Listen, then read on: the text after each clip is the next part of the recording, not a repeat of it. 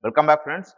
And here we have the GS paper 2, GS2 mains 2021 discussion. And many students, you are being calling like how was the paper, how others have attempted, and you are having some concerns with some of the questions which were a bit older in current affairs and all. For example, that 14th Finance Commission questions and all. So, how to tackle all of them, how to manage to write an a manageable answer and take average marks. And moreover, friends, again, no questions were in that level that completely your brain got blocked out, or might be you left such questions. And in mains, most of the questions will be answerable because the absolute memory type of questions will not be asked by UPSC. UPSC asks only analytical questions. So if you have read current affairs, if you have minimum knowledge on that, then you can always go ahead and attempt that. So this is what UPSC is asking. So no chances for leaving any questions in this paper, and mostly the paper was easy to moderate, and some 4 to 5 questions were in the difficult level. Okay. So how you will categorize it, it is left to you. It is always subjective, but however, we'll see how the paper can be answered. So in that examination constraint, how to answer that, even I have taken the test under the examination constraint. I have put some of the points here. We'll discuss how it goes. Okay, we begin. First question. So I'll read the question for you. First is, the constitutional morality is rooted in the constitution itself and is founded on its essential facets. Explain the doctrine of constitutional morality with the help of relevant judicial decisions. So there are two demands of that question. See, this is how you attempt these questions, any question for that matter. So there are two demands. So first one is how constitutional morality is rooted in the constitution itself and its various facets. Okay, so first part of your body will be in that, and then second one is how the judicial decisions that have reiterated various the constitutional morality. Okay, so here we begin with the first one, that is how within the constitution, and then how reiterated by judiciary. So likewise, okay. So in the introduction, you can give any quote, or you can introduce what is constitutional morality. Constitutional morality is rooted in moral of Indian soil, beings of the citizens. So that tenets of democracy, then secularism, then fraternity, all those things we have in our blood, we have in our soil, we have in our day-to-day lives. Yes, so with that you can start. Then how the constitutional morality is within the constitution. So this is your side heading. So make sure that you use the keywords from the question itself in the side heading. Now the preamble. So in the preamble, almost all the morality, almost all the value systems are hidden. So we have a secular, then democratic, then republic, and justice, liberty, equality, fraternity. So anything you can write here. Once you decipher the demand, so the question becomes easier. And then fundamental rights. Even in fundamental rights, we have equality before law, equal protection of the law, then abolition of untouchability, then right to life, etc. So all these are morality itself. When I am living, I am letting others to live. Yes, that famous. Do unto others what you ought to want to do unto you. Yes, so I am living, I am letting others to live as well. So likewise. And then coming to next, even in directive principles, we have some constitutional morality, that is how we have to give justice for all, how we have to give free legal aid for all, and then fair wages, then nutrition for all, etc. So these are all the tenets of the welfare state. Yes, so those morals, those value systems you highlight so that you show the examiner that you have understood the question properly and you are well within the demand of the question. Then next part, how it is reiterated by judiciary. So friends, n number of cases you can pick up. So pick up both the old as well as the new ones. Yes, so you can take up SR Bommai case. Yes, so there secularism and federalism. So those values which are already present in the constitution, they were being depicted as basic structure. So the sacredity or the holiness of this value system increased once SR Bommai case judgment came out. Yes, and the whole nation started taking federalism and secularism as the with the utmost preference and with utmost priority. Yes, and then the Mumbai Kambagar Sabha case. So there again, it was something around implementation of directive principles part. So their food, shelter and wages for all laborers, for all Kamgars, etc. were being reiterated. Then DC Wadhwa case. So here the DC Wadhwa case is basically related to the Ordinance Raj. So it is a fraud on the constitution. The if we have the repeated promulgation of the ordinance. So this was what Supreme Court stated there. And the DC Wadhwa case, here the separation of powers, this value system was highlighted. Yes. So when you speak on all these, so you are highlighting the constitutional morality. And then in the conclusion, you can say Supreme Court is guardian of the constitutional values. Friends, not only this, you can bring in the Puttaswamy judgment, Pegasus judgment, or anything which is in the latest news. And you will say that even judiciary is also upholding the constitutional morality. Again, an easy question. So you will decipher likewise and you will explain the things. Okay. So if you mark it properly, if you mark the dots, then it is easy for you to connect the dots. So do likewise. Then move to the next one.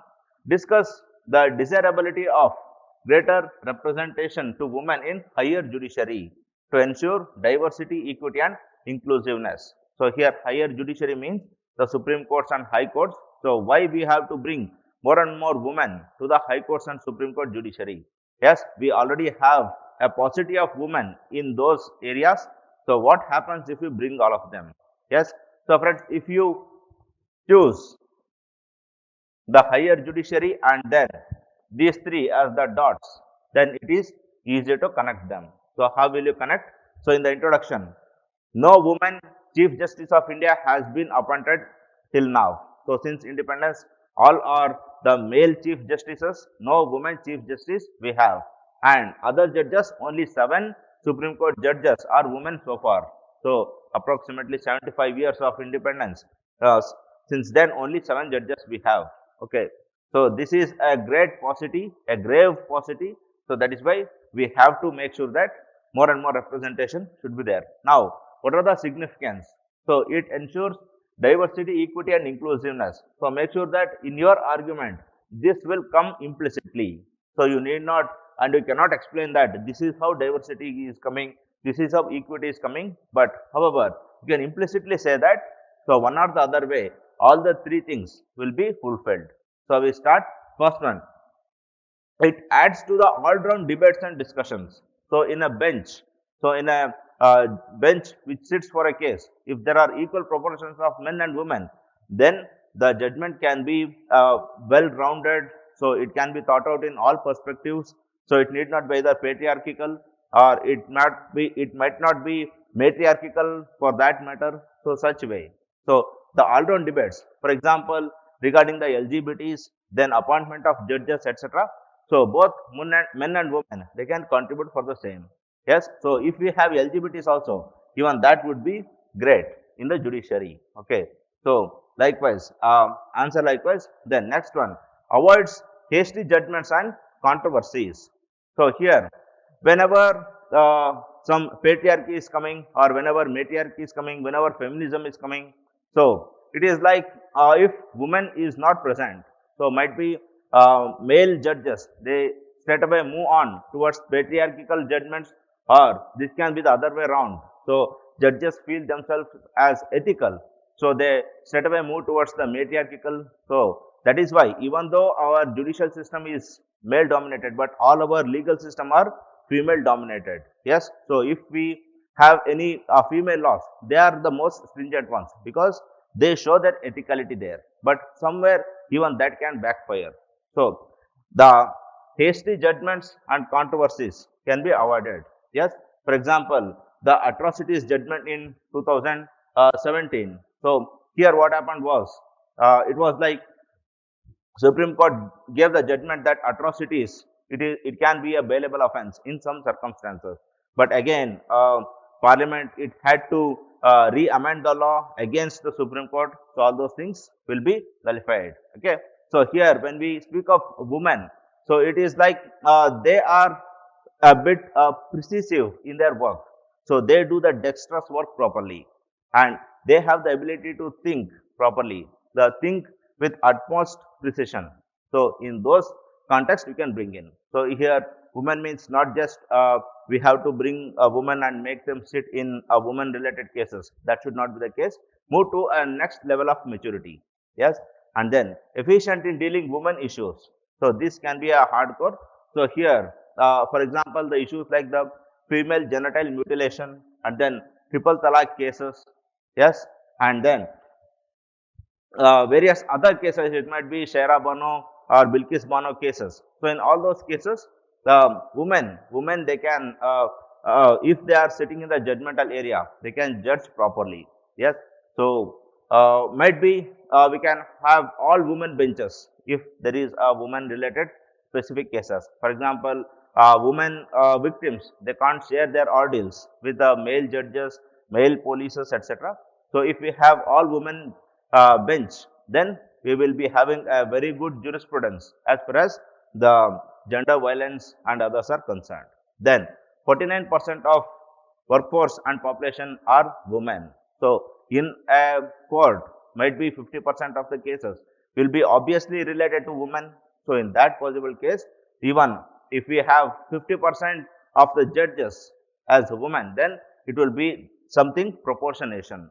So even that you can argue. Then democratic maturity. So friends, if you see the oldest democracy, if you see US, UK, etc., they gave the voting rights for women in 1970s and 80s. But we are the nation which gave universal adult franchise since the independence itself. So when that is the case, so everywhere we have to bring in women. So if we bring them, that itself shows that India is a mature nation. India respects women with all aspects and in all respects. Yes, and so these are some 4 to 5 arguments you can give and bring in the latest Supreme Court cases, issues, judgments, etc., and make sure that you add good value. And then lastly, also not only in the higher judiciary, so even in lower judiciary and also in bureaucracy and in politics, etc., women should be given more and more representation. Yes, when we speak of bureaucracy, we hardly have any women cabinet secretaries. We had only one woman PMO, the Prime Minister's officer, but else the rest are men only. So that is why in every field we have to bring in. Yes. So in those lines, you can argue, give the best. Then come to next. How have the recommendations of the 14th Finance Commission of India enabled the states to improve their fiscal position? So friends, here a bit the question takes you to current affairs, which is some 1 or 2 years behind. So how to make sure and write a formidable answer? Yes. So here one thing we know that the 14th Finance Commission increased the divisible pools percentage for the states from 32 to 42%. So you can catch hold of this and you can write some 2 to 3 arguments. So how more and more funds can be given, and then how the planned grants, how they were abolished and how these got compensated. And planned grants, they came with the discretion of the center wanted that these are the planned grants because I am making the plan.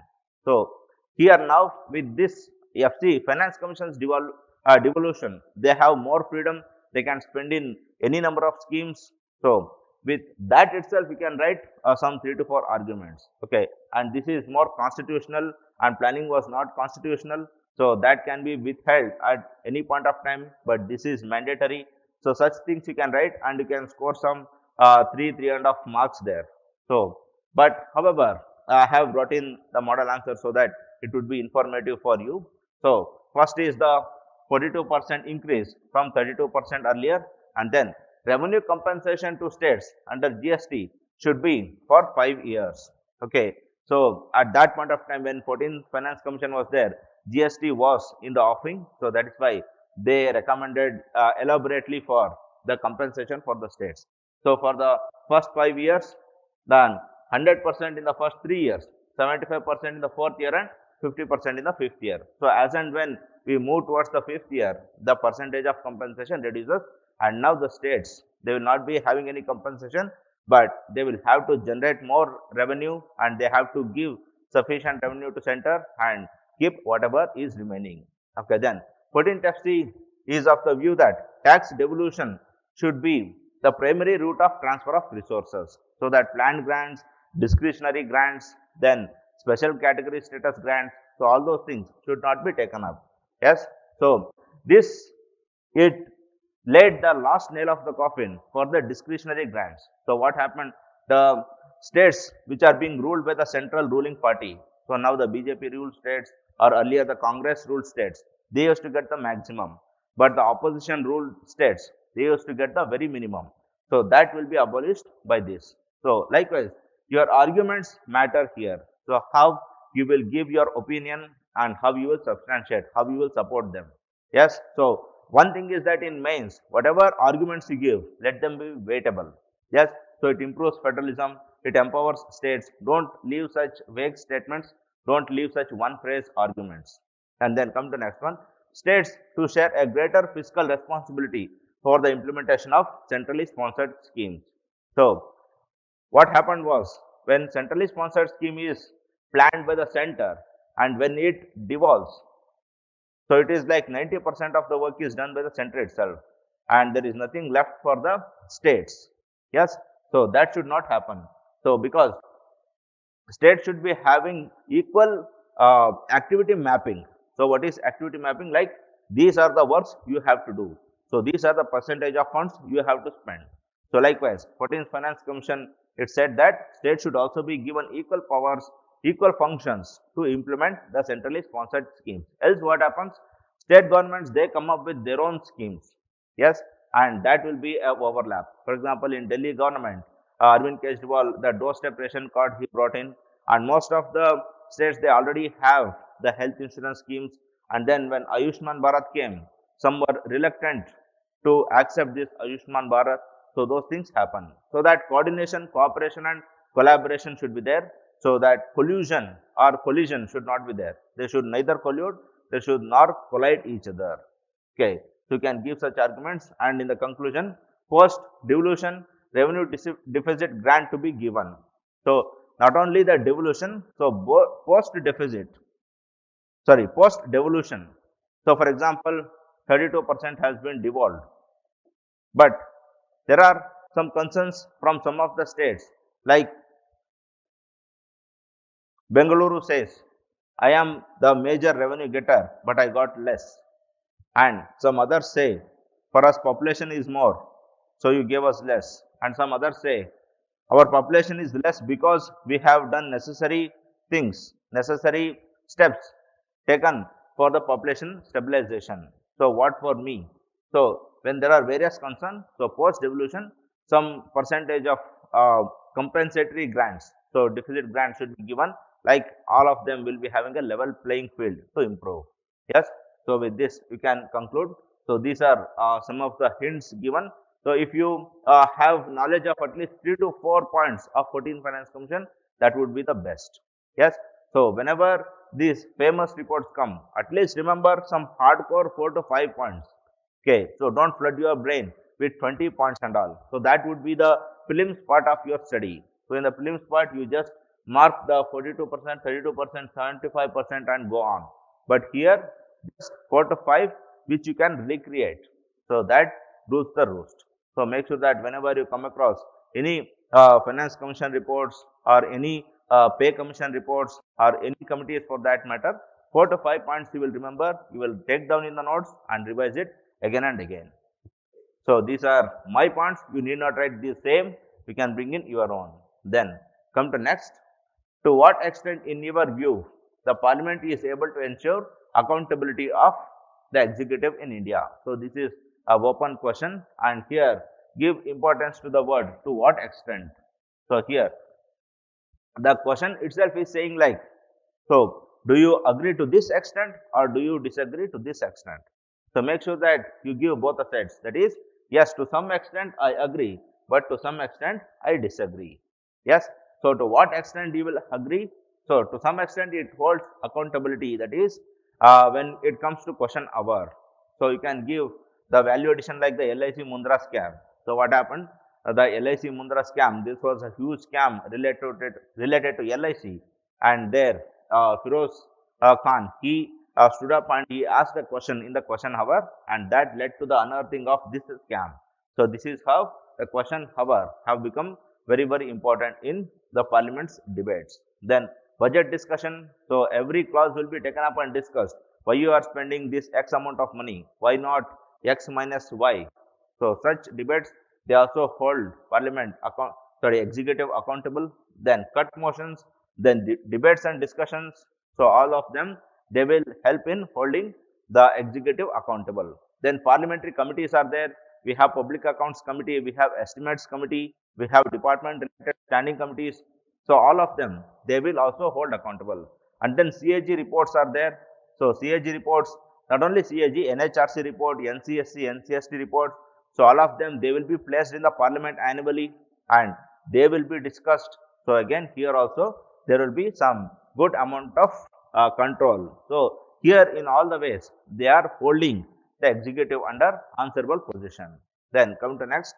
However, to some extent they are not holding accountable properly. How? Because the ordinance Raj. So whenever parliament comes up with debate and discussion, the executive has an easy way, that is ordinance. So even the Farm Bills and Universities Act, so several bills they were passed via ordinance. Yes, so this is something where the executive has an escape channel. Then bypass of parliamentary committees. So we can give statistics like most of the bills have been bypassed and the percentage of bills that are recommended to parliament they have been decreasing from 40% to 30% to current just 17%. So likewise we have various statistics, provide the latest ones so that you will be having a great value addition. Then the walkout, din and fury. So all this they wreak havoc and they are not actually holding the executive accountable. It is just disrupting the house and halting the development processes and development schemes. Yes. So here you can give some examples like how the winter session of 2020 it was completely washed away. Yes. So such examples you can given here. And here you can also give like however some sessions of Rajya Sabha, Lok Sabha, etc., they hit more than 100% productivity. So 116% productivity of Rajya Sabha. So such facts you will give here, so that it would also be a value addition. And then guillotining. So if you take any clause, if you take budget, so 90% of the budget clauses will be guillotined. That is en masse voting. So due to lack of time, due to lack of expertise, the guillotining takes place. So here also again the control and accountability are not present. So just put your keywords in your notes and revise them, and when you bring it to the answer, you just elaborate them. You explain with 7 to 8 words and give facts. So that would be the best form of answering. Yes. So here apart from this, you will be having one introduction here. Then this is the heading. Then you explain this in 4 words and explain the scam in 3 words. Okay. So provide likewise and then add one conclusion here. Okay. So this can be your formidable answer. So give likewise, we move to the next one. Okay, pressure groups play a vital role in influencing public policy making in India. Explain how the business associations contribute to public policies. So here the pressure groups they play a vital role. This is one demand of the question in policy making. And then the business pressure groups or business associations, how they help in public policies. So here we can give both the things in only one. So might be it is over zoomed, I guess. Okay, anyway, I'm going to say whatever I have written. Okay. First thing, the aid and advice. So how the pressure groups will influence the public policy? They will give their own advices, they will give their own suggestions. Yes. For example, ICEA, Indian Cellular and Electrical Associations. Okay. So the association which caters to manufacturing electronic gadgets. So that was instrumental in advising with the semiconductor mission. So government is coming up with the semiconductor mission. So for that, this has played a important role. Then next, lobbying. So they will influence the policy makers. They will speak to bureaucrats and they will hold webinars, seminars with the ministers so that their policies, their intents will be implemented. For example, the right to repair movement, then net neutrality in all those issues. they were the people who are forcing the government to bring in. So how Mark Zuckerberg and the free basics, how they were trying to influence the government. So that is lobbying. So I am going to give some websites free for all. So give me, and here indirectly he will be having profits. But the thing is that he is camouflaging his profit motive with a welfare motive. So this is lobbying. And friends, we are speaking from the civil servants perspective, but if we speak from the business perspective, these we can say these are the tactics. These are not ethics or unethics. All those things will not come here. Okay, then petition. So here we can petition to the courts, etc. For example, the NASSCOM, National Association for Software Manufacturers. So those they went to the Supreme Court in the aggregate gross revenue issue. So AGR issue, there was some aggregate gross revenue that telecom companies had to pay for the government, and government was hell bent with that. And these people, they went to court and they said, please reduce the amount. This is huge. Likewise. So this aggregate gross revenue that came in news for 3 to 4 months together in the economics page. And if you had gone through that, you will write down. Then protests. The ASSOCHAM. So ASSOCHAM people, they protested that India should not join RCEP because their dairy sectors and several other sectors will be hampered because China will be dumping the goods. Yes. So I have given the proper business associations, and this is how they influence lobbying, aid and advice, petition, protest, etc. So you will give them as a side heading and you give this as explanation.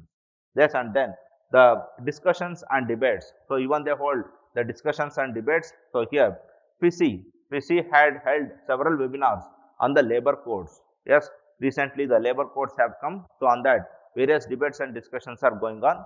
So in all these ways they are going to influence.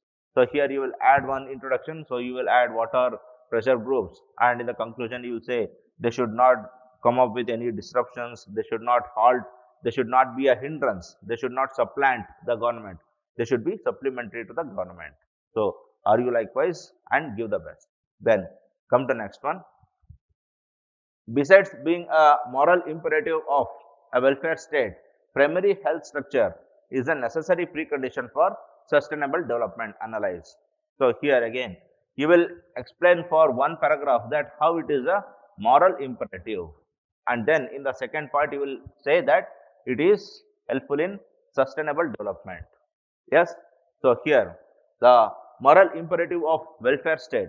So whenever a state is happy, then it is an indication that all the policies, all the health issues, all the education, all the food, nutrition, etc. are good. So that happiness we can bring in. So we want, whenever we are in a position that we are governing others, so ultimately we expect from them is their happiness. So here you can bring in Kautilya's famous quote, that is, happiness of the king lies in the happiness of the subjects. Yes. So if they are happy, then everything will be happy. If they are not, then nothing would be happy. So here give one or two paragraph on welfare state, and then Kautilya, and then happiness, etc. So how health brings in happiness. So health which is free from any mental trauma, physical trauma, etc. So that leads to a happy life, and that is itself the ultimate goal of a nation and the government. And then come to next, sustainable development. So how it leads to sustainable development? So first argument is that if the citizens are healthy, that will add up to the DALY years. What is DALY? That is disability adjusted life years. Yes, for example, if a person is living for 60 years, and in that will take some 10 years, he will be spending those years if he is unwell or if he is suffering from any diseases, etc. So if you remove this, so the DALY years would be 50 for him. Okay, if we reduce this, so if you reduce it to 2 or 3, then you will be having some 58 to 59 DALY years. So these are the productive years. So if we reduce this with the proper health infrastructure, then but obvious his productivity increases, and when the productivity of all citizens increase, then but obvious nation will become sustainable. It can sustain its future. Then healthy citizens can raise healthy posterity. Yes. So currently 52%. So it is some 47% as per NFHS 5. So this is an old data, and some 47% of Indian women are anemic. So we can't expect that anemic women they raise the healthy children. So the children of our anemic citizens will also be anemic. So hence this is a vicious cycle. So anemic parents, anemic children, again anemic parents, anemic children. So that if we cut off, then that can lead to a sustainable human resource. And then good health can give a strong and intelligent human resource. So the strong human resource is required so that they will stand up in times of crisis for the nation and they will help. They will not be completely dependent on the nation. And then intelligent. So here, if you take the example of Israel and all, so that small nation is doing what the whole Middle East, if they club together, if they can't do. So that is what the intelligence, the technology, and the mental prowess brings in. So that is why here again you can say that all these they are coming from the healthy citizens and they are going towards a sustainable development. And in the conclusion, you can give that SDG 3, that is the Sustainable Development Goal 3, that speaks of good health and well-being. So provide likewise, give the best. Then come to next one. Earn while you learn scheme needs to be strengthened to make vocational education and skill training meaningful. Yes, so here how the vocational and skill training that should be clubbed with earn value learn scheme. So here you can when the very first moment you read the question, you should get in a mind like that earn value learn part, that is the apprenticeship part, then the PhD parts. So they are earning, but also at the same time they are learning some things. So if you argue on those lines, but obvious you will not be having any difficulty in getting the marks. Yes, so earn value learn and skill training and vocational education. So these are the dots, we have to connect these three. Now coming to the introduction, so Ministry of Tourism had launched this scheme long back in 2012 so that they can train the local person as guides. Yes, so from that we have taken a cue, and now most of the states and also the corporates they are also opting for this earn value learn scheme. Last year in 2018 or 19, Maharashtra government came up with the same for agriculture, etc. So you can give all those current affairs. So if you don't have current affairs, go to the futuristic one. So how apprenticeship that is going to help, and how the Vidyanjali schemes, how it is going to help.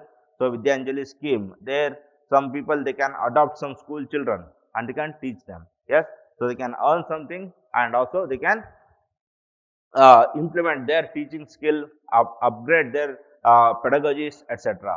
Yes, so such things you can do, and various other things. If you are running any PhD courses, so you will be under someone, you will be getting the stipend, but that at the same time you are contributing to his research, and also you will be learning lot of things from him. So here only 14% of gross enrollment ratio in higher education in India. So we have some 98% of gross enrollment ratio in primary education, but only 14% in the higher education. Why it is so? Why it is so? Because once you reach the 10th class, after that the urge to work and earn money, so that obligation to earn money and to run the families, that will increase. But if we have this earn value learn scheme, so they can go for higher education, they can study, and at the same time they can learn. Yes, and they can also earn some money. So that will give them some income support.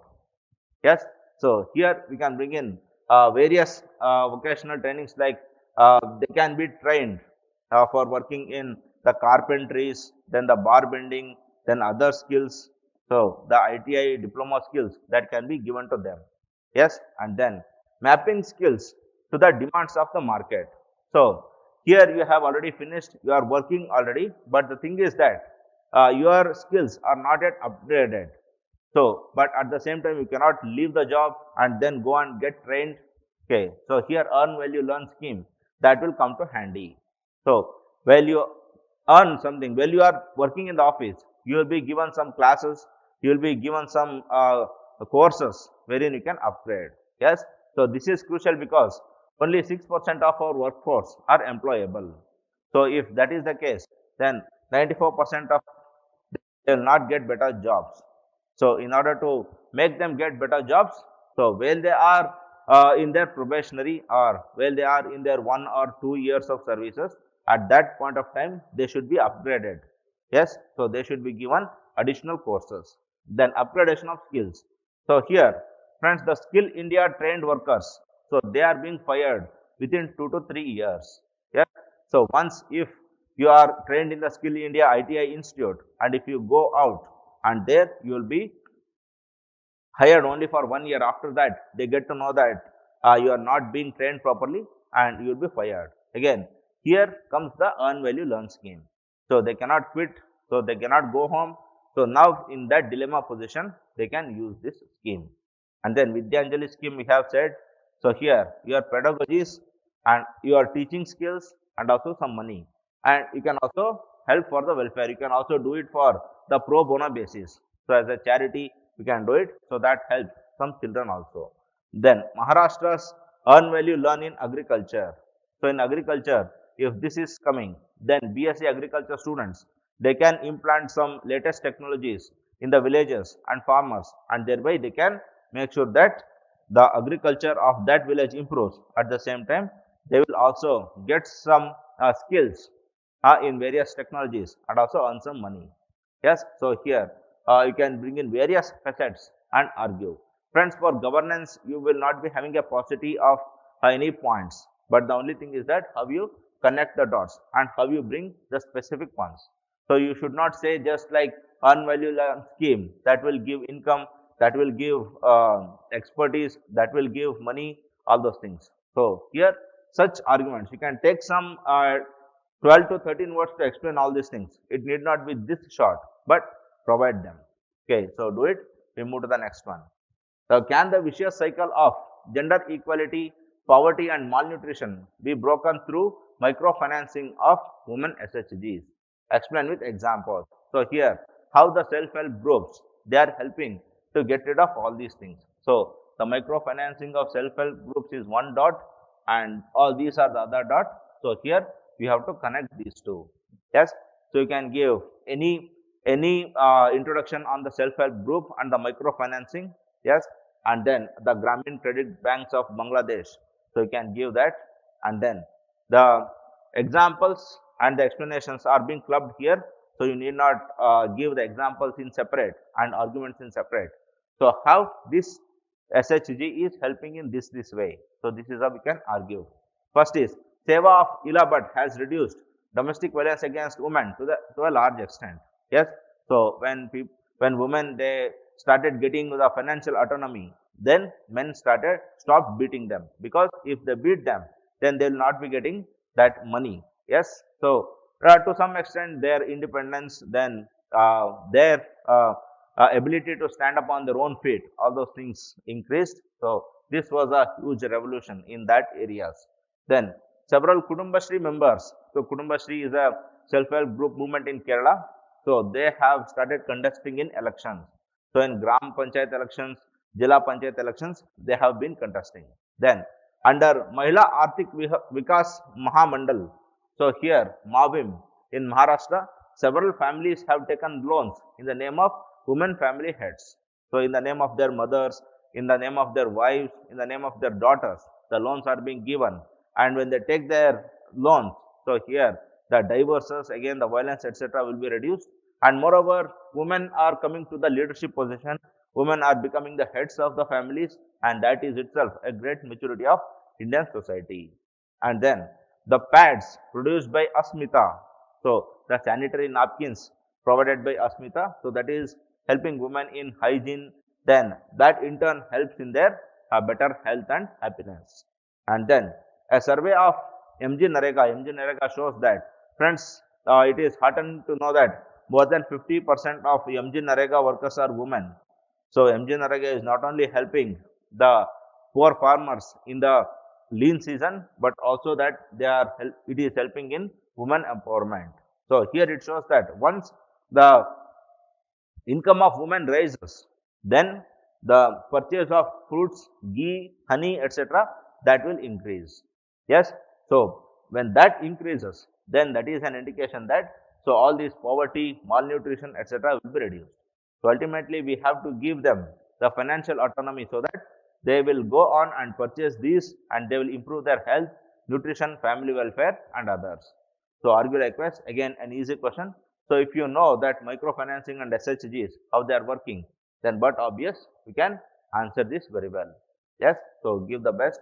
Then come to the next one.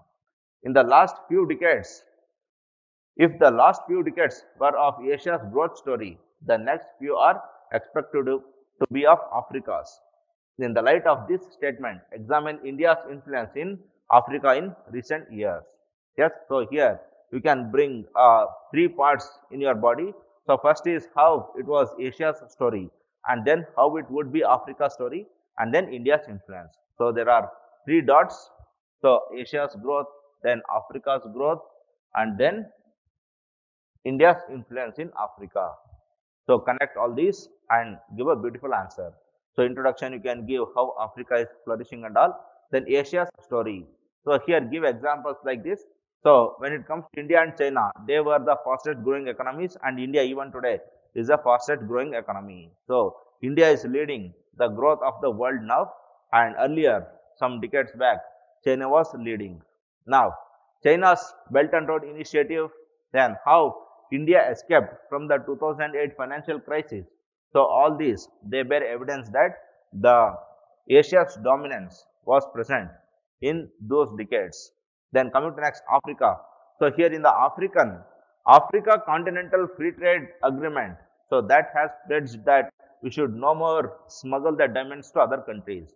Friends, we have been aware of that blood diamond, so where the diamond is being smuggled to other countries, and that is why Africa is called as the resource curse continent. But now they have become aware of all these things, and they have been curbing all these, and they are being searching for a smooth procedure of processing gold and diamond, so that African continent will retain the maximum revenue and they will not smuggle it to any other nations. Yes, so that is itself a great indication that, so if Africa starts earning revenue, then but obvious, given its natural resources, it is going to lead the world. Then China has invested more than $2 billion in Africa. Yes, so this shows that, so all over the world, not only China, India, China, European nations, US, they are all eyeing on Africa to have good relations with them, so that they can harness these resources, they can harness those unexploited, the human as well as technical resources. Yes, so by this we can say the next decade would be Africa's. Then India's influence. First one is India's pharma products is being widely used in Africa. So India, the pharmacy of the world, so it can move on with that, and India can truly sell more and more pharmaceutical goods there. Thereby, it is having a great future. Then India is having the Indian Technical and Economic Cooperation Program. So this has been launched 2 to 3 years back, and this is to provide technical assistance through human resource development. So there, if we develop the human resource of Africa, then but obvious we will be having a great advantage, because we can have the mutual recognition of degrees, or people can go there and work, so Africans can come here and work. So such things can happen. Then African nations like Kenya and Uganda are interested in Indian breeds of cows. So 2 to 3 years back, when our PM visited Kenya and Uganda, he donated the Zebu cows and bulls there. So in that, we can say that in the animal husbandry sector, India can have a great influence on Africa. Even in agriculture sector, it can make use of the tapioca, cassava, which is extensively grown in Africa, and it can also use Madagascar as the spice island. So spices are very well grown in Madagascar, so India can make use of them. So we can have the sharing of technology, agricultural expertise and others. Then India can help in air connectivity. Friends, we already have the transcontinental connectivity of Africa. So from north to south of Africa, we have rail connectivity, and but obvious the road connectivity is there, and India can go for a fourth step, that is the air connectivity. So it can teach Africa that the Udan scheme, so how some 2000 hour flight, so that can be implemented in Africa, and Africa can earn huge revenue there, Africa can develop, and India can be a harbinger of development. And then in the conclusion, we can say India's total trade with Africa grew from 6.8 billion to 76 billion. So if this trend continues, then but obvious India can have a great share of Africa's development. So you can give good number of arguments. So it's all about you having a good knowledge on international relations. Okay, so give likewise all the best. Coming to the next one. The USA is facing an existential threat in the form of a China that is much more challenging than the erstwhile Soviet Union explained. So here, the much more challenging, this word we have to give importance. So how you students, you used to write in the mock test? So it is first, you write like Russia was there and then China was there. But that is not the case. How China is stronger than Russia? So if you don't explain that, you are not hitting the target precisely. So now we begin. US-China trade war had taken a gap in the wake of COVID-19. So US and China, they have become the new rivals of this ultra modern times, and the COVID-19 had given a break for the trade war, but again it resumed. Okay, that Huawei incident came, and after that the resumption is going on. Now, how the China is much more stronger than Russia. So Russia used to listen to international decrees at least. Yes, for example, it had agreed for United Nations decree on Chechnya. So when Chechens, they rebelled against USSR and USSR was about to curb them, but United Nations said no, they have the right to take independent decisions about their nationality. So Russia kept quiet. So all those was happening, but now come to China here. China never accepted the South China Sea decree. Yes, the international court. So it said that the South China Sea should be equally amenable to all the shore nations. But however, China never accepted that at all. Yes, so at least Russia used to listen to, but China is not in a position to listen to United Nations. Then Chinese animosity towards capitalism comes with vengeance against Japanese. So friends, US versus Russia was just a ideological clash. So US was for capitalism, Russia was for socialism, and they wanted to spread their own agendas. But here China's socialism is much more stronger. So that ideological strength is being added up with that vengeance. That is, these Japanese capitalists, a capitalist nation called Japan, how it created some haze in Manchuria. Yes, so how they harmed Chinese girls, how they exploited resources. So China is hell-bent that at any cost, I should not allow capitalism to grow at least in my vicinity. So that is making China much more stronger than Russia. Yes, and then China's financial resources and means of mass production is much more stronger. So in China, like every family starts producing the resources. So there every family is a producer of goods and services. But in Russia, we had some public sector undertakings. So every time PSUs were not working, but China has a well-sustained production, productivity. So even if you impose n number of sanctions, then China can come up more stronger. So it can build back better within no time. So that is what the things, these things are making China more stronger. Then China is equally competitive in digital world. So China has its own Chinese digital media. So Alibaba and all. So they are working. So in that context, China is going to be the future stronger rival for US. But however, Russia, it failed to create the Silicon Valley. So the intensity that Russia gave in the space race, it is not giving in the digital race for US. So in that context, China can give an effective digital race, and China is also giving space race as well. So several space missions have been taken up.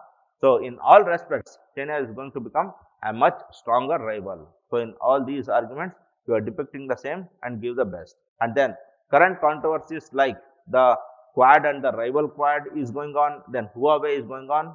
So all are evidence for the fact that China is a more stronger rival. So argue like this, give the best. Then come to next, the jurisdiction of Central Bureau of Investigation regarding the loading, lodging an FIR and conducting the probe within a particular state is being questioned by various states. However, the power of states to withhold consent to the CBI is not absolute, explained with special reference to federal character of India. Friends, here it is not being amenable to mark the dots and then connect the dots. The whole thing says that yes, the jurisdiction of CBI is not absolute. Okay. However, the state's ban is also not absolute. So, just explain how the several states have banned CBI or several states have withdrawn their consent, and then explain why it is so, and then why it is not absolute. So, in these three paragraphs you just explain, that will itself answer the all the demands of the question. So, whenever UPSC is giving such paragraphs like questions, so whole paragraph will be cut paste and that will be given to you. Lullaby, answer however you want. So, in that case, just catch the root and then answer. Don't catch the shoots and don't try to connect the dots and don't complexify the things. So, here we begin. Kerala has decided to withdraw the general consent accorded to the Central Bureau of Investigation. At the same time, we can also remember that even Andhra Pradesh, West Bengal, they have also cancelled it. So, this is all about federal characteristic because when they have a separate investigation wing, they have CIDs in their own state. Why should some external person should come and investigate there? So, here that central versus state will always be there, but obvious the federal character is being answered throughout the question. Then it is questioned as CBI is not established as per Central Government's Act. So, neither it is central government and nor that it has something to do with the state governments. So, it is somewhere related to the Delhi Special Police Establishment. And then why should state bother about a Delhi's investigative wing? So, that is what the state's opinion is.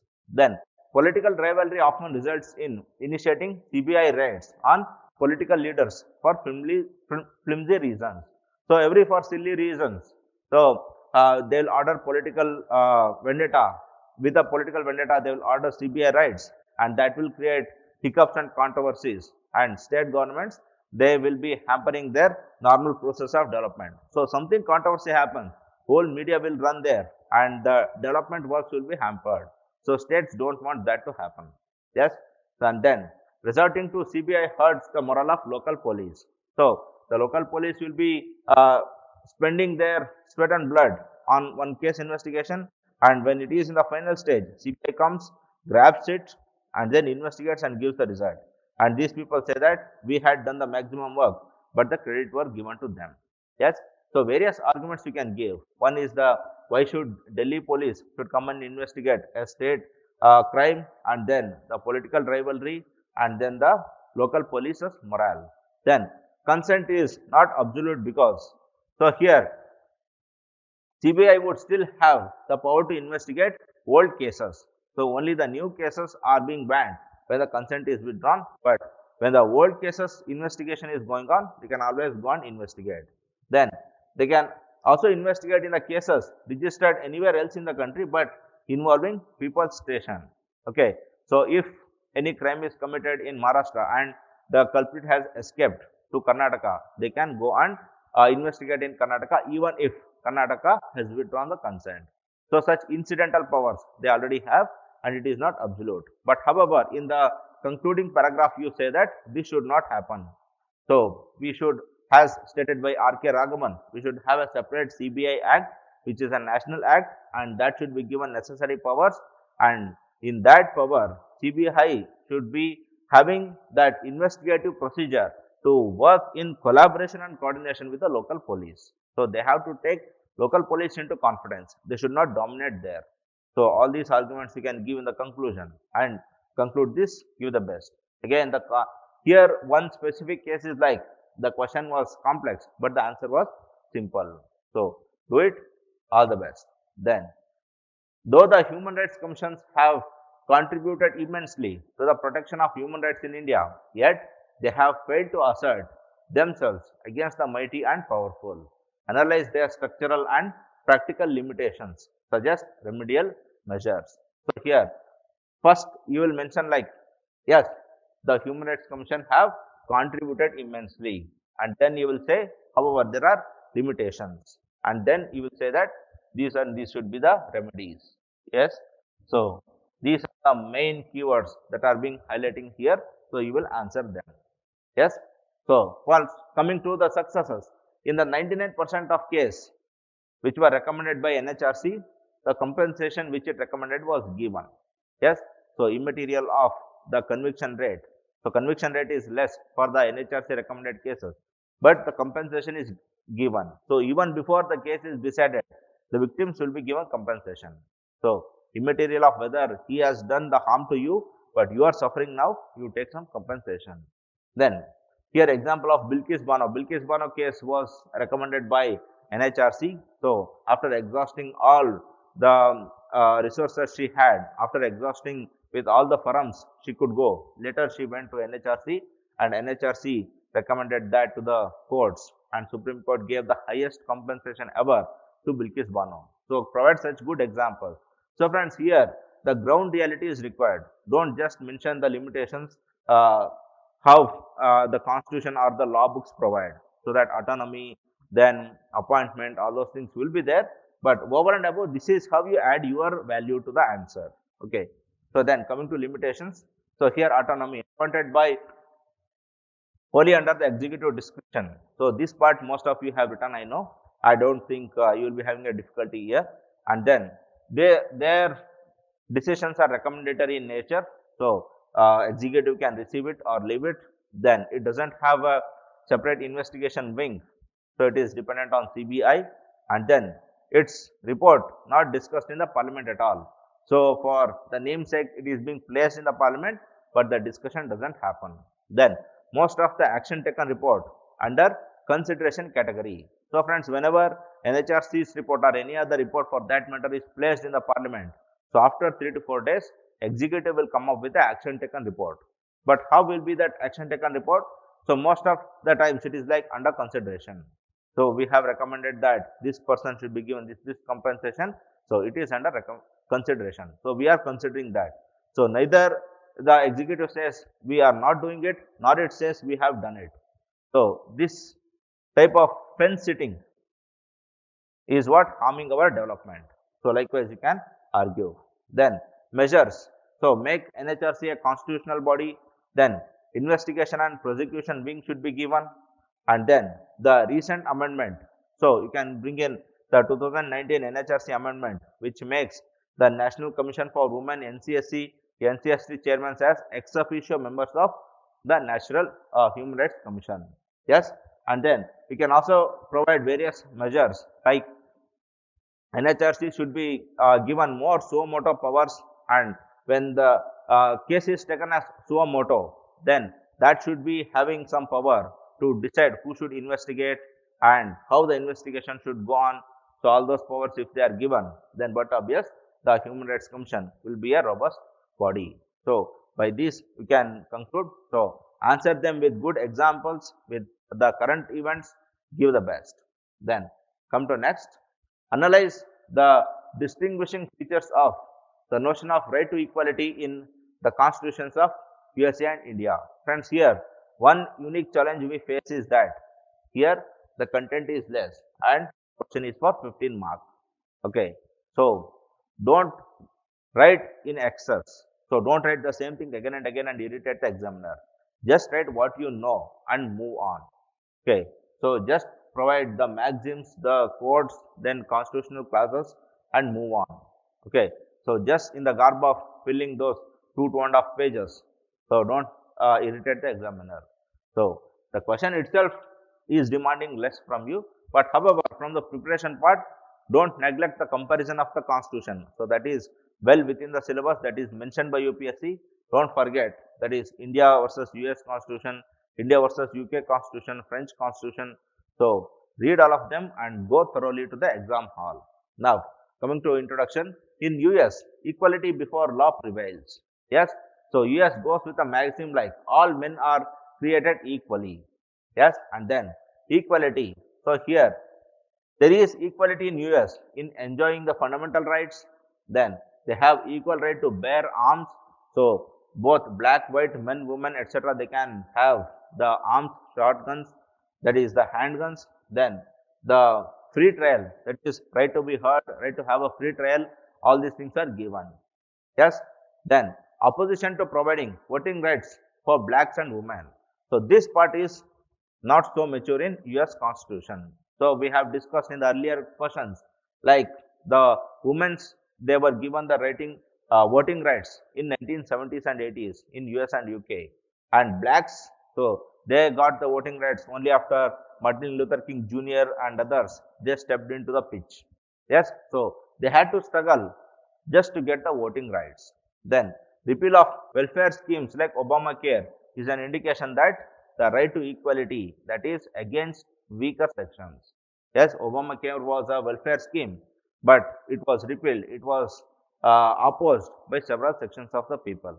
So here equality means that equality before law is there, but equal protection of the law, the equity and the equitable equity, all these things are not present in US Constitution. But however, in India, we provide the equality of economic, political and social, and we have the universal adult franchise for political equality, and we have reservation to make sure that we have economic equity, and then we have more support to the poor. We have too many welfare schemes. Might be India is the one nation which has maximum number of welfare schemes, and for all the sections of weaker ones, that is poor, downtrodden, destitutes, so we are providing food, shelter, clothing, etc. Yes, so when that is there, we are the ones we are having for equitable equity. So equality versus equity, if you give, so that will be a formidable answer as well. So give likewise. And then however, in US, the movement towards equity is also going on. So they are also struggling to have equal protection of all. So you can make sure that in the conclusion you say even US is moving towards equity.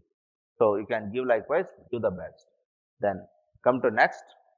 Explain the constitutional provisions under which legislative councils are established. Review the working and current status of legislative councils with suitable illustrations. So friends, here the legislative councils, we'll see whether we have skipped any question or not. Okay, no, we are in the right. Okay, coming back. So friends, here the legislative councils means both Rajya Sabha and state legislative councils you can take up. So don't complexify the things again. Don't just take the state legislative councils, because there you don't get good number of examples.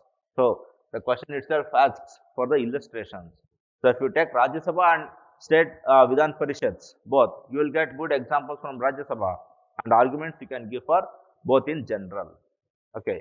So here brief introduction on Rajya Sabha and Vidhan Parishad you can give. So here you can add Vidhan Parishad also.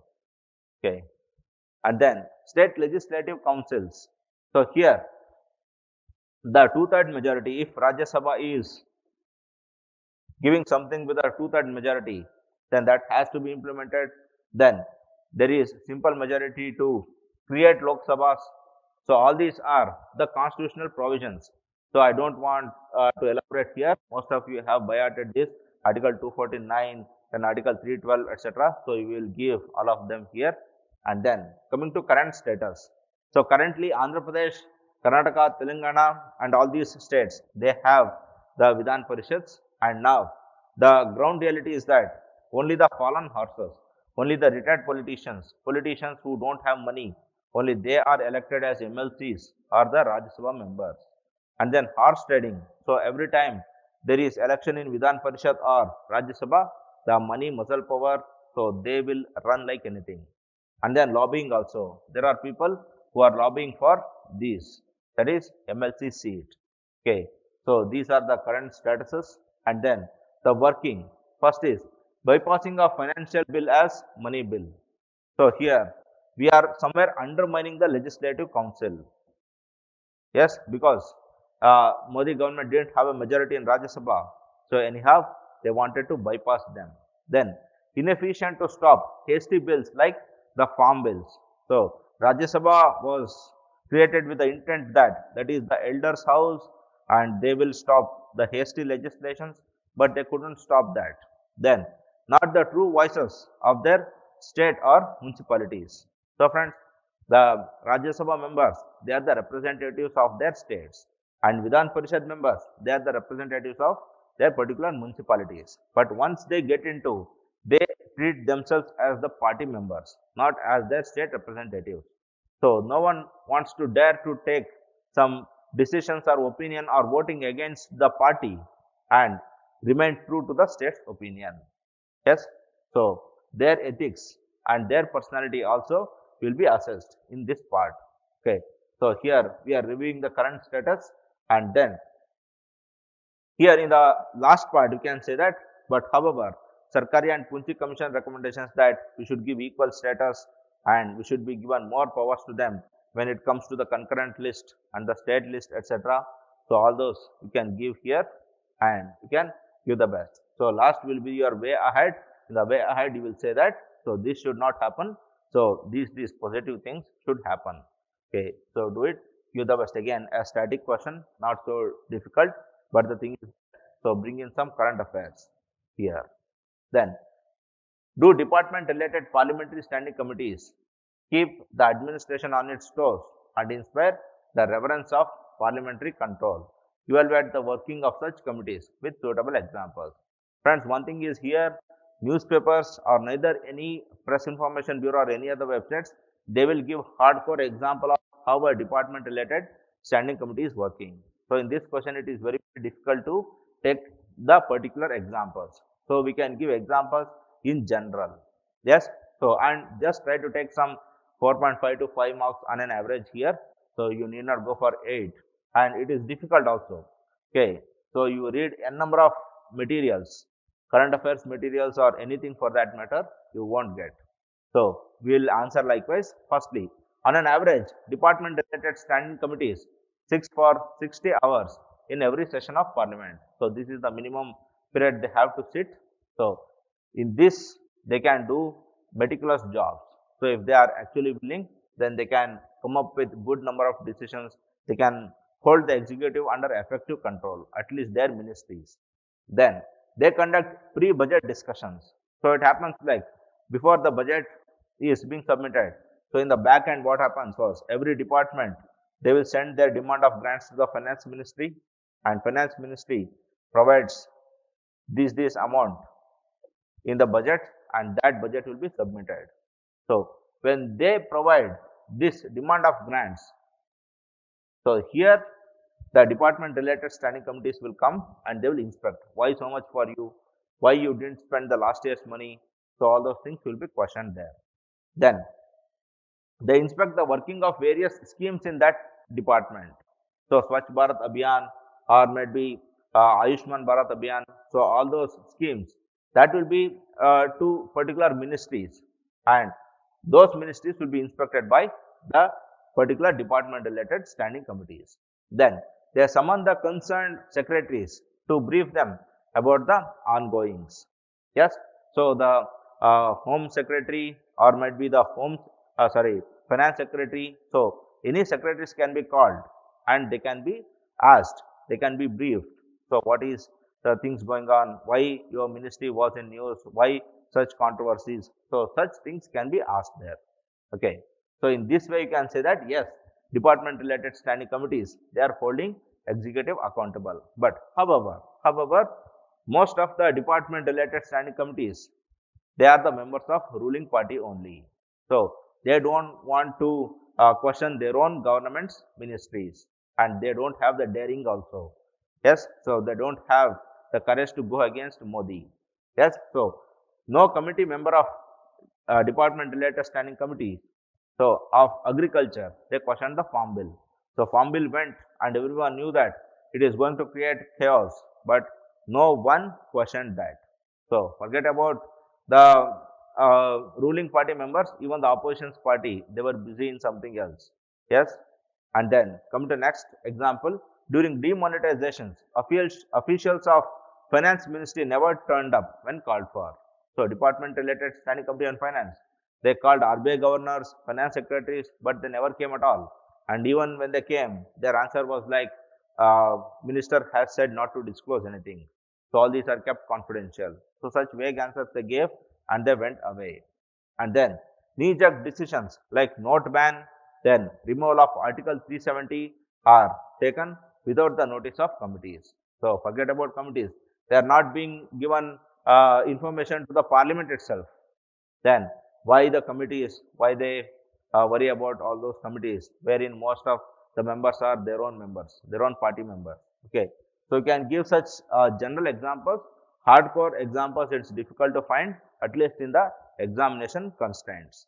Then the conclusion, hence, more they should be provided the powers, then opposition party should be made the chairmen of various committees. So more power should be given, that is more powers in the sense like they can inspect, they can summon witnesses, and they can trigger censure motions. So all those things should be given, and opposition party members, they should be preferred for the chairpersons of these department related standing committees. Yes, so you can argue likewise, give the best. Then come to next, has digital illiteracy, particularly in rural areas, coupled with the lack of information communication technology accessibility, hindered socio-economic development? Examine with justification.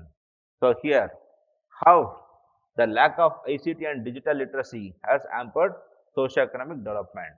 So again, the question is lengthy, but it's very simple, like how lack of digitalization is hampering the welfare of various people. So here we can give a number of facts, like just 14% of rural children had access to online classes during pandemic. So rural children, they were very happy in pandemic. So padhai nahi karna hai. So but the thing was that that digital gap in education, that was starkly visible during the COVID times. Then due to lack of digital banking facilities, so here, Modi gave some 5,000 rupees to everybody's bank account under Pradhan Mantri Garib Kalyan Yojana, but the thing was that they couldn't withdraw that money at all. Then deprivation of soil health cards, then Krishi helplines. So all these, they leave farmers unaware of the things. So they don't know what subsidies are given. So even though subsidized goods are available, they pay a full amount and purchase it in the open market. Then mismatch of biometrics in PDS. So in rural areas, lack of internet and mismatch of biometric, lack of knowledge from the PDS shop holder. So all these had resulted in several hunger deaths. So in Bihar, Jharkhand and all, people died due to lack of food because biometrics was not matching. Then lack of communication facilities makes it impossible to find jobs. Yes. So when there is so much of brokerage in the online market, and when rural people can't access to this online, they will miss those, and that is why most of our rural talents, they are lingering in villages, they are doing agriculture. So MA holders, PhD holders, double degree holders, they are doing agriculture today because they couldn't get the job because of they didn't have that connectivity, contacts were not there. Okay, so all these, they hamper their socio-economic development, and ultimately that leads to poverty, unemployment, undernourishment, etc. Yes, so this is uh, a open question. You can give n number of examples and make a good answer. So try hitting 7.5 to 8 marks here, give the best. Then come to next one. Though women in post-independent India have excelled in various fields, the social attitude towards women and feminist movement has been patriarchal. So apart from women education and women empowerment schemes, what intervention can help change this milieu? So again, question goes to the tough side. So you should avoid education and empowerment. So other than that, you have to give all other schemes. So how you will answer this? You will answer like, though women in post-independent India have excelled. So you will argue that yes, some have excelled, but though they have excelled, the patriarchy remains. So first you will give that excellence, and then patriarchy remains, and then measures. So this will be your body. Anyway, introduction, conclusion, you can give quotes on women, or you can give statistics on women, etc. So after introduction, you start the body. Several women like Tessie Thomas, Indra Nooyi, Avni Chaturvedi, so they have excelled in India. So Tessie Thomas, the missile woman of India, Indra Nooyi, the PepsiCo CEO, and then Avni Chaturvedi, first fighter pilot of India, woman fighter pilot of India. So give such examples. Then, however, still patriarchy is remaining, because we have seen how there was huge opposition to entry of women into Shabarimala temple, then how there was opposition to triple talaq judgment, Then women entry to the army. Army itself opposed women's entry into the army. So all these shows that in spite of excellence, that patriarchy remains. So that remains within feminism itself. So women itself opposed Sabarimala entry. So provide such good arguments so that you will hit the question properly. Then measures other than education. So first one is 50% reservation of women in parliament, civil service, judiciary, etc. And then all residential houses mandatorily registered in the name of women heads. So this can be one formidable way that if we give them some properties, then but obvious their standards within the family increases. Then encouraging mixed games. So in coming to the games, so why separate women team, why separate male team, etc. Why can't the mixed team, why can't women play with equal terms with men also, so that tennis mixed doubles one. So such things should be encouraged. Then publicizing women achievers in the Google Doodles, social media, etc. Yes, so this is already being done. So that should be encouraged more and more. So provide such unique ones from your way and impress the examiner and therein get maximum marks. Okay, so do it all the very best. Then come to the next one. Can civil society and non-governmental organizations present an alternative model of public service delivery to benefit the common citizen? Discuss the challenges of this alternative model. So friends, the civil societies and NGO, how they are working and can they become alternative? Only this is the demand of that question. So here you can give n number of examples, and examples are very much needed friends here. So NGOs and civil societies can be complementary. So they cannot be contradictory, and they cannot even be dominative as well. So complement is the apt word, and that is how they have to work. So policy formulation. In the policy formulation, civil societies have been helping the state, that is the Lokpal bill, then the Mazdoor Kishan Shakti Sangathan and the RTI, you can give example. Then policy implementation. So in the Akshay Patra, how Akshay Patra is helping in the midday meal scheme. So Akshay Patra will cook the food and it will distribute it to the schools. Then Sulabh, how it is helping in Swachh Bharat Abhiyan. Then Child Aids India, Kailash Satyarthi, etc. How they are helping in enhancing the life and quality of life of the children. Then the policy evaluation. So how in the policy evaluation, Pratham, how it is evaluating Sarva Shiksha Abhiyan, and how Daksh and Association of Democratic Reforms, how they are helping in implementing the freedom of speech and expression and others, human rights and others. So here you can give that yes, the civil societies and NGOs, they are helping in all the steps of the governance, that is from policy formulation, implementation to evaluation. But they can't be alternative because they can't mobilize huge amounts of funds. Yes, so the government has the ability to arrange crores of funds, but NGOs they can't do that on their own, and then they do not have the force of law. So while implementing some schemes, that force should come. Yes, so while you uplift someone, you have to punish someone. That is incidental power. So that NGOs doesn't have. Then they lack the public mandate. So government comes with a public mandate, that is public themselves have elected us. But when it comes to NGOs and civil societies, why are you here? Who called you here? When such question comes, they don't have any answer because they are here for their own will, not from the people's mandate. Okay. So such arguments you can give here, and then in the conclusion, hence government and civil society can work together. Yes. So they have to work together in cooperation and collaboration. So likewise you can give. So this is again an easy question. Try to hit some 7.5 to 8 marks here. Do it. All the very best. Move to the next one. Critically examine the aims and objectives of Shanghai Cooperation Organization. What importance does it hold for India? Yes, so here the aims and objectives you will provide, friends. The aims and objectives you need not praise, they will be self-praised. So no aims and objectives will self-defeat the organization. So just provide some points on aims and objectives, that is the strengthening of relations, and then cooperation in all the fields starting from nuclear to technology to renewable energy, then to people contact, etc.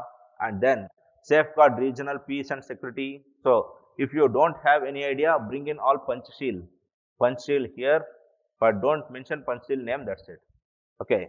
So the Panchshil's keywords: mutual respect to each other's integrity and sovereignty, non-interference in each other's internal affairs.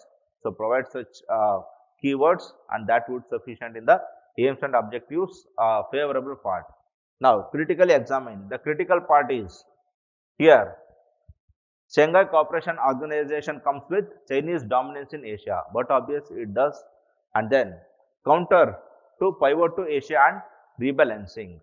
Yes, so here nothing about the mutual cooperation in science tech, nothing. So SCO is having the only intent that I have to counter pivot to Asia and rebalancing of United States. And then increased China's intimacy comes with dumping of goods. So China has this disadvantage. If we make more friend of them, they'll start dumping their goods into our territory. Then RATS. So the RATS is the anti-terror wing of Shanghai Cooperation Organization.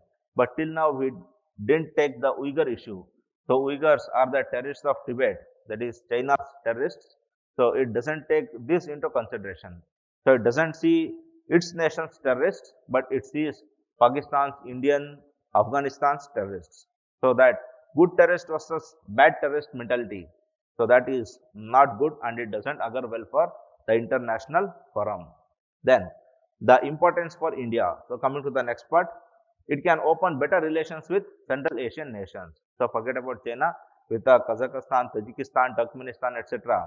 We can have good relations. Then a better forum to deal with CPEC issue. Yes, in Shanghai Cooperation Organization, we have both Pakistan and China, and therein we can have a resolution to the CPEC issue, that is China-Pakistan Economic Corridor. Then can have more credit availability from the proposed development bank. So whenever China comes with organization, it comes up with a bank. So we have NDB, we have the Asia Infrastructure Investment Banks, and we are going to have SCO development banks. So India is like, wherever money is coming, India paisa hai to de do bhai. So India can access good number of credits, and India is also a maximum credit taker in World Bank, Asian Development Bank, and many others. So there is no wrong in that as well. We have to feed a number of people. So that is again an advantage. So you can structure your answer likewise, and then have your own introduction and conclusion. So introduction, what is SCO, and in the conclusion, how the future SCO ongoings should be. So how it should balance both India and Pakistan and should go. So answer likewise, give the best. Then come to next, the newly tri-nation partnership, that is AUKUS, is aimed at countering China's ambitions in Indo-Pacific region.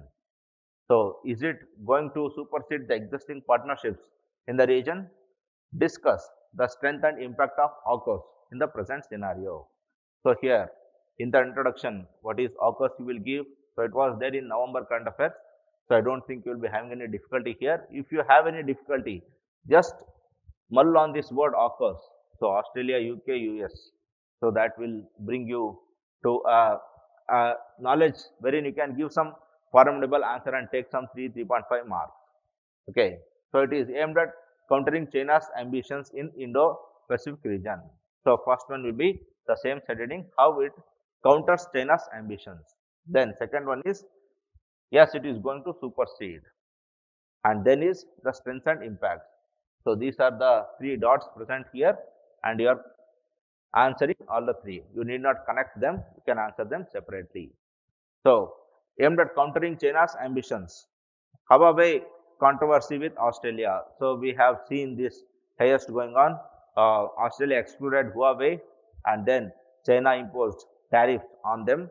So all these, they are going on, and now China wants to curb Australia, and now AUKUS wants to save Australia from this China's curve. Then US long prevailing vendetta. So when Australia is moving forward with zeal, then but will US leave? US will join like, you and I am coming. So China is my old rival. We will fight together. Then Australia's demands for UK's submarine to rise as powerful navy. So Australia currently it requires good naval power, and we know UK is a great naval power since history, and it has promised to give some submarines, and that is why Australia also included UK. So Australia, US, UK, so they have a common enemy, that is China now, and that is why we can say it is to curb China's muscle flexing in Indo-Pacific. Then supersede, yes, it supersedes because in Indo-Pacific we have Quad, yes, which is been running, but how this supersedes the Quad? That is, India is still reluctant to add Australia into Malabar drill. So India says we are having Quad and Quad every time, but Australia says by include me in Malabar. It says no, China will get angry. So India is fearing, and it is not moving aggressively with the Quad, and that is why we can say AUKUS is coming. And then Quad leaves out UK and France, who have several islands also. Friends, UK and France, they are also veto powers, and they have islands in the Indian Ocean like the Diego Garcia, Chagos Archipelago, etc. So they also say that even we are the parts of Indo-Pacific and we are also joining. So the Quad excludes them. That is why the AUKUS can be a superstition. Then US pivot to Asia and rebalancing are not yielding good result.